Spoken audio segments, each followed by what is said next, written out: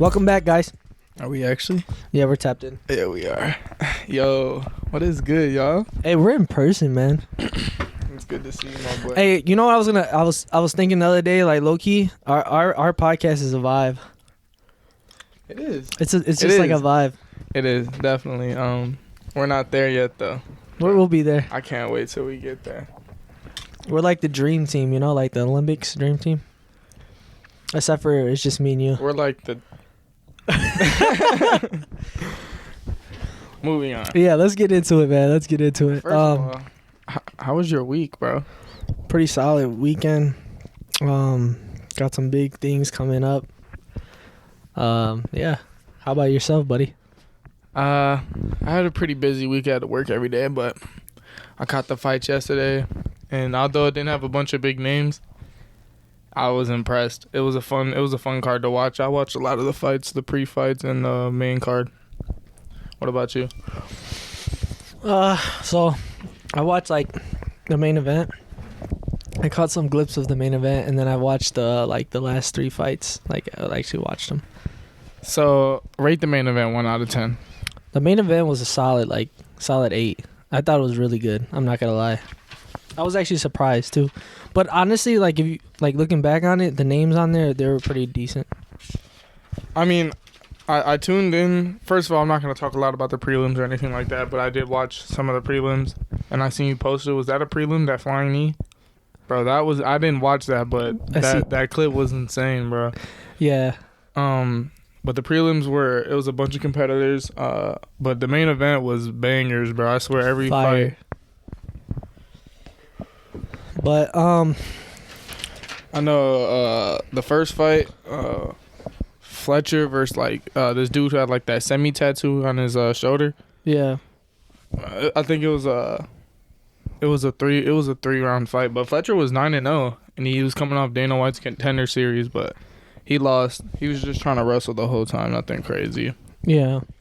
But I was super a fight that I was waiting for was that Alex Pereira fight, bro. Did you catch that? No, I didn't, dude. I didn't. I honestly didn't. I'm slacking, guys. I'm not gonna lie. No oh way. Man, dude, I didn't.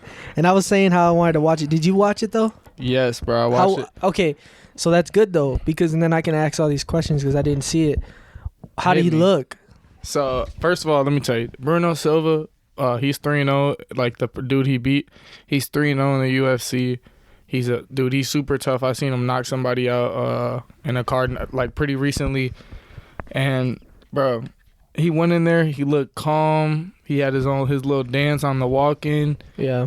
The whole time he turned into a kickboxing match. He would look fast, crisp. He looked matured, calm, relaxed. He got taken down, but he'd get up quick, bro. Yeah. And he was piecing him, bro. He rocked him a couple times. He dropped him. Obviously, he's known for KOing Israel Adesanya and beating him again in kickboxing. So, I think a couple more fights, bro, and he's definitely going to be a contender.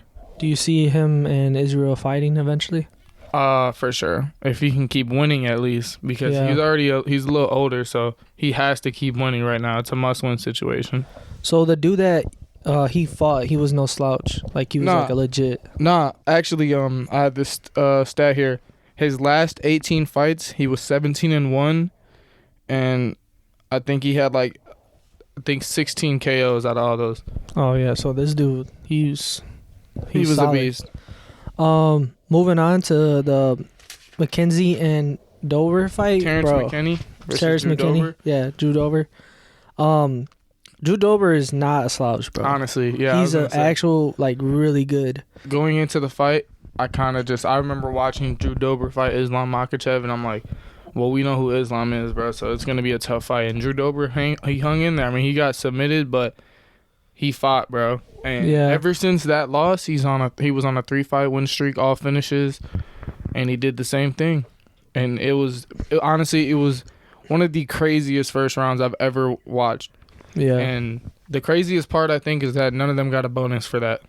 Yeah, I seen that too. I think, we'll get into who got the bonus, but... No, well, yeah. I'm just saying Drew Dober didn't get a bonus for that, and that's crazy. Because he almost got finished in the first minute and a half of the fight. Terrence McKinney was all over him. Dropped him, rocked him, put him on the floor, was hitting him. but he ran out of energy. But he looked real good though, and he's from hometown, not Chicago, hometown, but Chicago. I was gonna tell you, didn't he just fight recently, or am I tripping? Yeah, he fought 10 days ago or 14 days ago. And I was surprised to see him on this card. And then I seen him, I was like, wait, didn't he just fight? Literally. Yeah, he just fought. But you see a lot. I don't know if you noticed this, but have you noticed that you see a lot of these young bulls and they're in the UFC, and then they'll start winning like clean, and they'll still be on the next card. Have you noticed that? Yeah, I do. Yeah. What do you think is why do they do that? Just because they're young, they want to compete, they want to fight. So the UFC's like, all right, bet. And then the next one was I don't know. I saw this guy's name. I was gonna say, well, hold up, before we get there, you're talking about the Marlon Moraes fight? No, that one. Are you talking about the Roundtree versus Roberson fight? Yeah. Oh, okay. Yeah, that was a good fight. I watched that whole thing. I didn't know who. I think I seen Roundtree fight Thiago Santos once. Yeah. And he lost. So that's all I knew going into that fight. You know, I was just pretty much didn't know anything. But dude, he was an animal, bro. Yeah. And did you catch his post fight? Yeah, but dude, inspiring, bro. Yeah, but it was weird hearing what he said after the fight, because during the fight he was so vicious, bro. Yeah. Like, he dropped him, and while the dude was on the floor, like on his butt, he threw a kicked him in the stomach. He tried to get up, he tried to stomp him. He got up and just wailed on him, bro. Put him down, bro. Yeah. Like, he was out for like 2 minutes after the and that's fight. 205. That's So a beast division. Would you say that he could be a contender for sure? Yeah. He just got to keep winning and keep talking at the end of fights. Yeah. And I think what he said too, like, I feel like a lot of people are gonna get their eyes on him, like that's gonna draw. For sure. Because I feel like a lot of times it's like either you're saying something that's inspiring or you're talking crap. It's like one of those two are gonna draw people. But like, I guess one thing I'm looking for, and like the next fight after that, I didn't catch that fight. The Yusuf versus Kakaris. Let me see. The featherweight bout. Yeah, I definitely didn't catch that fight. But the fight after that, I did watch that one. Go ahead. That's Leroy. They call him Leroy. Yeah. I saw his last fight, and bro, he looked clean. Mm-hmm. But this fight right here, dude. Who won? The Nigerian. I think he's Nigerian. The Yusuf. Oh, Merchant. Yeah, he won, and you could just tell like he kept kicking him in the leg, and the dude was like he couldn't walk on that leg, and he was just applying pressure. And he just looked like he was just more prepared, and he won. But I was actually really excited for him because I wanted Leroy to win because I could legit see him being a name. Like he's I don't know. Yeah, he has like that vibe, like the kicks and all that, batting, back spinning kicks. Yeah, leg kicks is probably one of the most dangerous weapons now in the UFC. Like it's taken over. Everybody is like, you got to have it in your arsenal. Or you're gonna get hit with it. You know. Moving on to the next fight, I was kind of excited just because Marlon Moraes is a former bantamweight champion. Yeah. And he's KO'd the current bantamweight champion Aljamain Sterling. So going into this fight, I know he's a little older. He's 33. That's like right in your prime. But the dude he's versing, Song Yadong, bro. I don't know if I'm saying his name right. Yeah, God bless you, bro. Song Yadong. 24, bro. I was just like, ooh, this dude is young. He's on a little streak. Yeah. I didn't know much about him, bro. First round KO, nice clean uppercut. Dude is gonna, and you know who he called out right after? Dominic Cruz, bro. I would love to see that, bro. I was gonna say too, man. Probably the most power I ever seen at 135. The way he was hitting him, bro, it was like you seen that power. Yeah. It was it was clean, bro. I mean, I was watching the fight. I was kind of leaning back, and I was watching on my phone, so I couldn't hear it or anything. Yeah. But I just seen Marlon Moraes just duck out, bro. And I know after the fight, he threw his gloves down, so I think he might be done. Yeah. Also, too, I wanted to mention, they show, you know how they show, like, the clips of them, like, doing the practicing and stuff like that? They were saying that he went to Thailand for training, bro. Left his whole family, everything. Marlon? Yeah.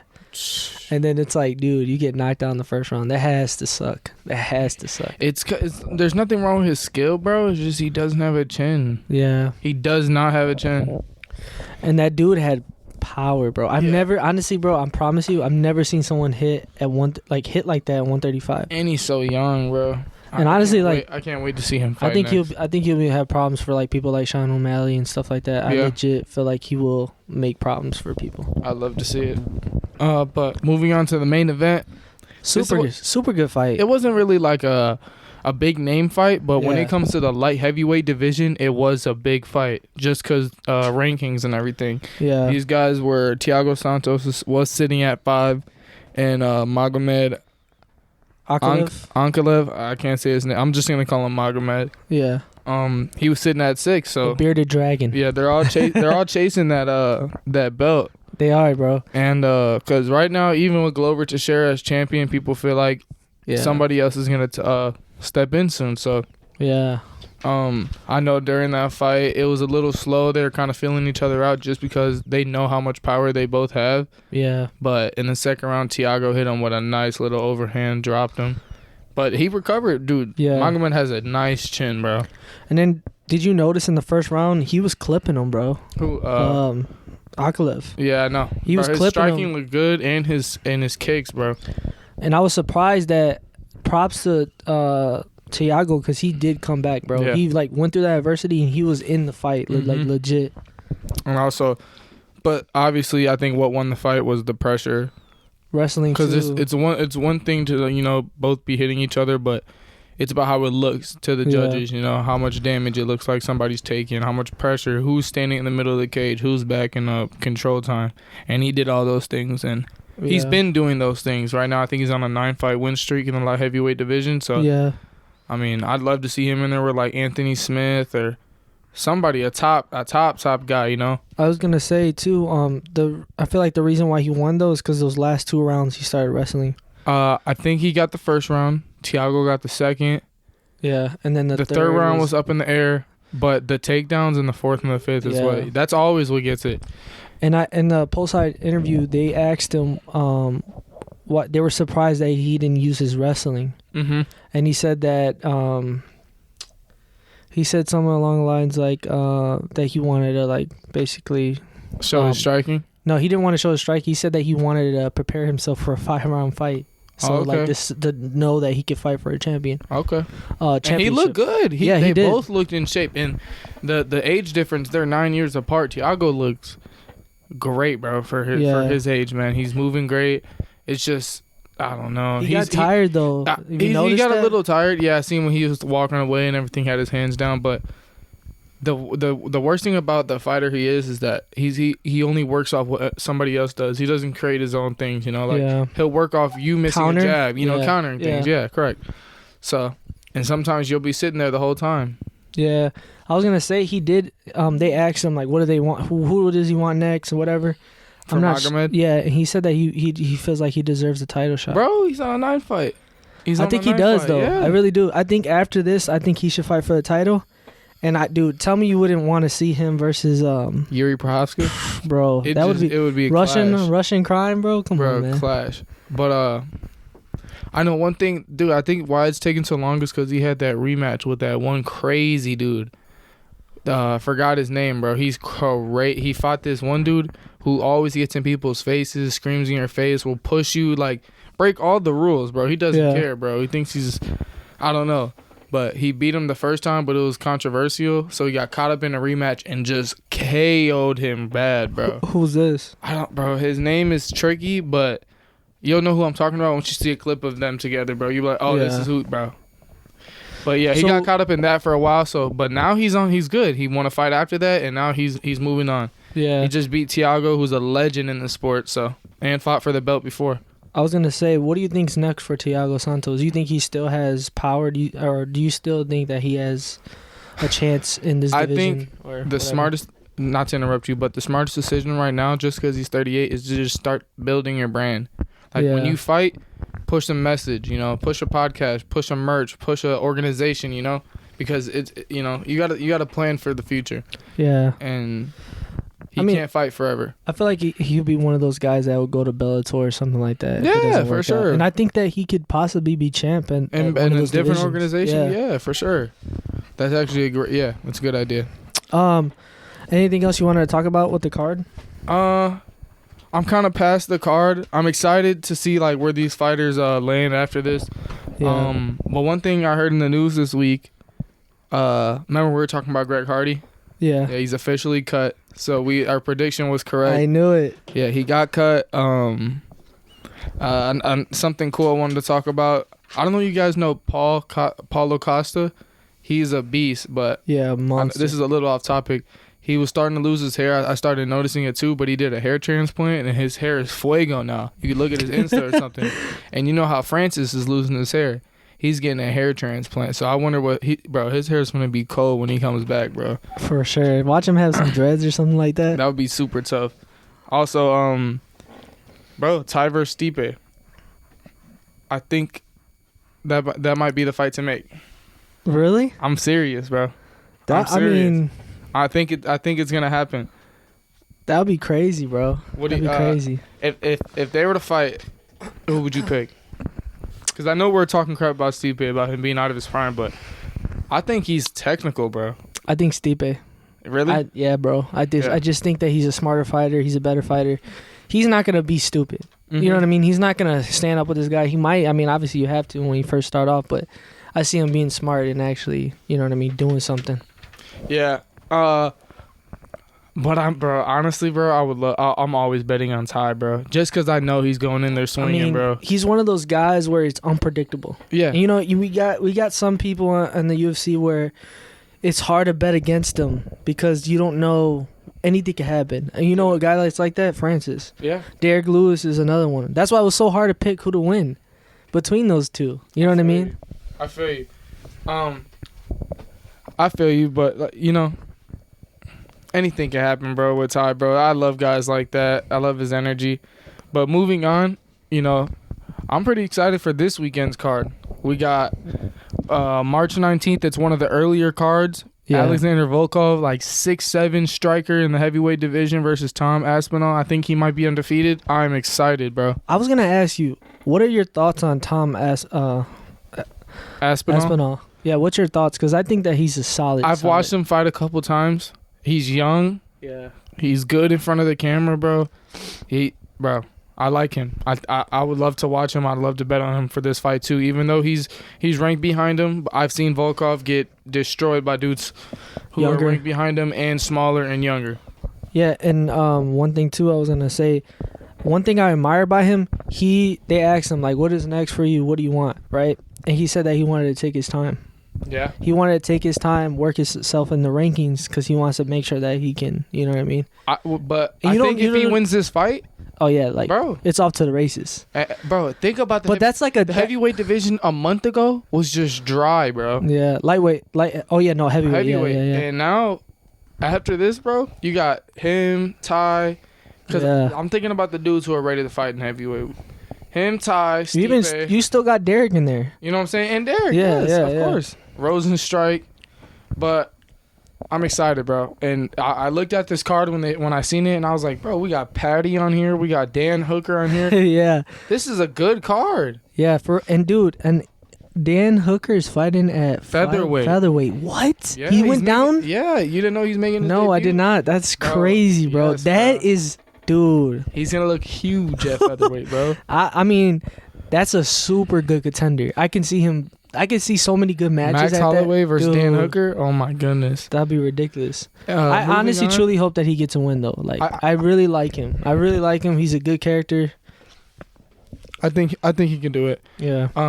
But man, I am excited for Paddy, bro. I did not see his debut, but my brother ran to me like, bro, this dude Paddy is crazy. And I'm not missing this dude. Paddy Bimblet, he's taking on Carzula Vargas. I don't know who that is. Yeah, me either. I'm surprised. I thought he had a Donald Cerrone fight, but I guess he dropped it. We're going to see what he's made of, bro. I think this card's in London, so this is a hometown card.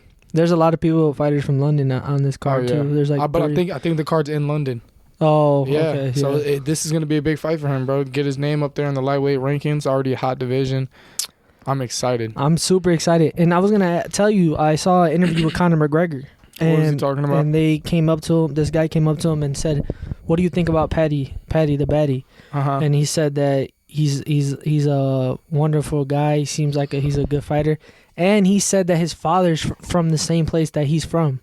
So he said he has love for wherever that guy's from. He has love for those people. That's what's up. So bro. like it was like I was like, okay, so Paddy the Baddy, man. I just really feel like he could be one of those superstars.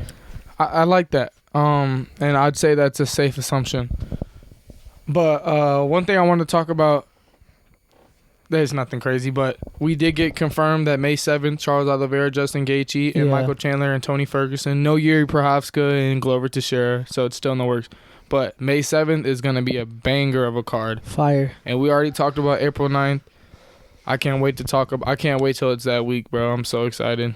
And I forgot what March 26th is. It's another card. We can look it up. I'm not sure. I mean, we can get to it next week if anything. Okay. Anything else you wanted to talk about? Oh, I wanted to talk about one other thing. Go ahead. So I just saw recently that Dustin Poirier tweeted out saying that he wants the Nate Diaz fight, that he's not really interested in Colby Covington. Okay. Why do you feel? Why do you think that? So I seen an interview like on social media not too long ago, and they're talking to Dustin about what Colby had said to him, and Dustin just looks like, I don't want to call a grown man scared, but bro's talking about your wife. I mean, obviously he's doing it for show, but bro, get paid. Yeah. Get paid, move up in the rankings, create a legacy. I shut this dude up who disrespected my family, this and that. And it's like he doesn't want nothing to do with it. Yeah. And even me, Colby Covington doesn't intimidate me, bro. I see through all that BS. So I'm surprised Dustin... maybe he's just playing the game and building it up. What you're saying is you'll take on Colby Covington. But I'm just saying, like, just play. I hope it's not that he's scared of him. I think that's a perfect fight. Like, once he said it, I was like, perfect, genius. Two people who are going to step forward at each other. Yeah. You know what I'm saying?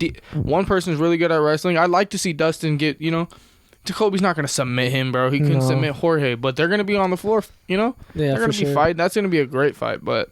Do you want me to say why I think... Yeah, what do you think the reason is? I think that he thinks that he can get more money with Nate Diaz.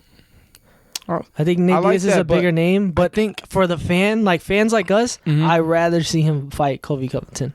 So truly, I think Conor might get a title fight after this May 7th card. Like legit.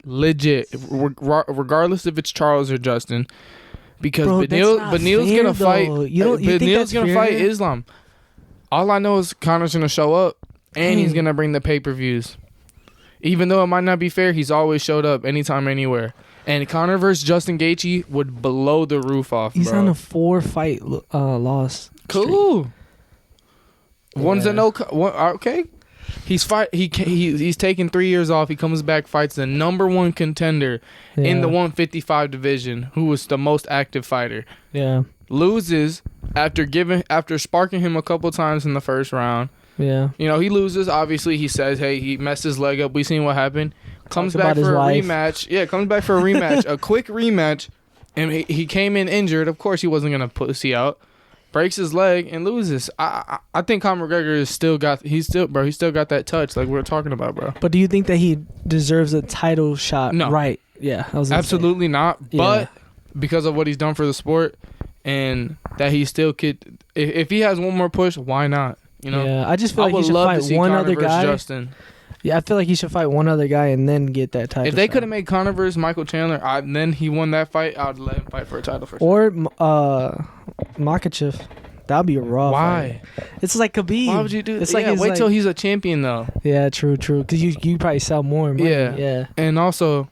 Maybe they're trying to sell that Conor-Nate fight. That's why they're just waiting. I think so, too. At this point, they're dragging it 3 months now that these guys have both said they want to fight each other. Yeah. So there's got to be a card that's coming that's going to be a total banger, bro. In your opinion, who would you rather see? Conor versus Nate or Dustin Poirier versus Nate?